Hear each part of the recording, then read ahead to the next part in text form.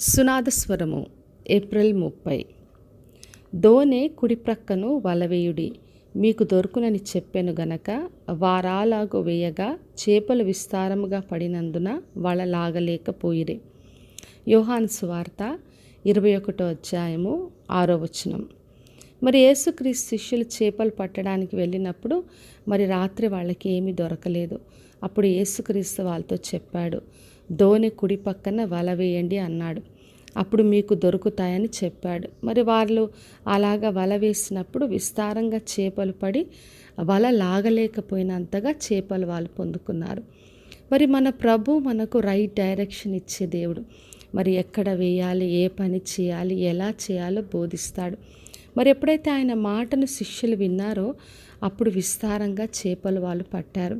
అందుకే మనము దేవుడు చెప్పిన మాటకు లోబడి ఆయన ఏ పని చేయమంటే అది చేయాలి. మరి మనకు ఎక్కడ ఆత్మలు దొరుకుతాయో ఆయన బయలుపరుస్తాడు.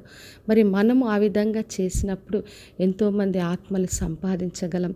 మరి మన ఉద్యోగంలో, బిజినెస్లో ఎక్కడ లాభం దొరుకుతుందో, ఏ పని చేయాలో మనకు నేర్పిస్తాడు. చదువులో మనకు జయం పొందడానికి కావలసిన జ్ఞానం ఇస్తాడు.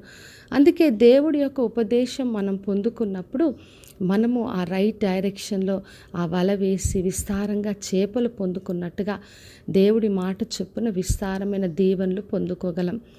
మరి ఆదికాండం 26వ అధ్యాయంలో చదివినప్పుడు ఇస్సాకు కరువులో ఉండి మరి దేవుడు ఆ ప్లేస్లో ఆయన ఉండమని చెప్పినందున ఆయన అదే ప్రదేశంలో విత్తి అదే సంవత్సరంలో 100 ప్రతిఫలం పొందాడు.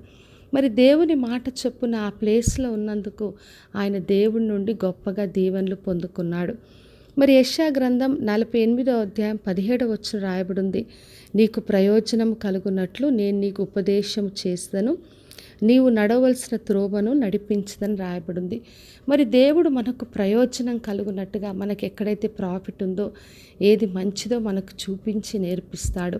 కాబట్టి నా ప్రియ సహోదరి సహోదర, దేవుని మాటకు మనం లోబడాలి. ఆయన ఏ ప్రదేశంలో వేయమంటే అక్కడ వేసినప్పుడు ఆ రైట్ డైరెక్షన్లో మనము పని చేసినప్పుడు మనం విస్తారమైన దీవెనలు పొందుకుంటాం. కాబట్టి దేవుని ఆశ్రయించి ఆయన నుండి దీవెనలు పొందుకుందాం. ప్రార్థన చేసుకుందాం. పరలోకమందున్న మా తండ్రి, మా దేవ, ఈరోజు ఇచ్చిన వాగ్దానం కొరకే వందనాలు తండ్రి. శిష్యులకు ఏ విధంగా కుడి పక్కన వల వేయమని చెప్పారో ప్రభువా, అదేవిధంగా ప్రతి ఒక్కరిని దీవించండి. వారు ఎక్కడ ఏ పని చేయాలో ఆ రైట్ డైరెక్షన్ అందరికీ ఉపదేశించి నడవలసిన మార్గాన్ని బోధించి ప్రతి ఒక్కరిని విస్తారంగా దీవించమని యేసు నామములో అడిగి వేడుకొంచున్నాను తండ్రి, ఆమెన్. ఈ శుభవచనము వినుచున్న ప్రతి ఒక్కరి జీవితంలో నెరవేర్చబడునుగాక. నేను మీ ప్రియ సహోదరి మంజులాచరణ్.